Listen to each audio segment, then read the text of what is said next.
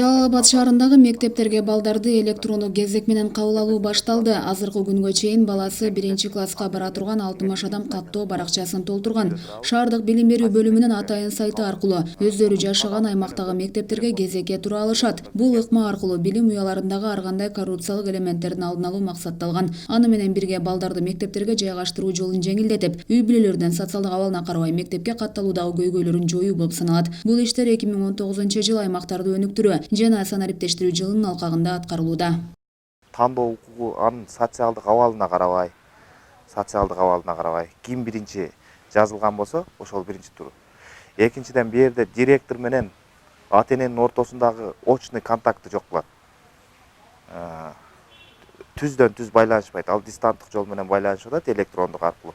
Байланышканда бул жерде баягы ортодо болчу человеческий ресурс, коррупциялык элементтерди жоюу болот.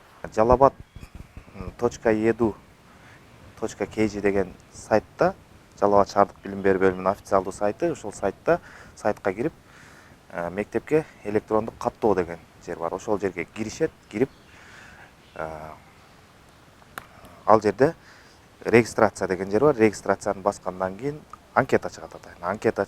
Ошол анкетаны толтуруп, анкетада тиешелүү суроолор бар. Ошол суроолорду толтургандан кийин жөнөтүү деген бар.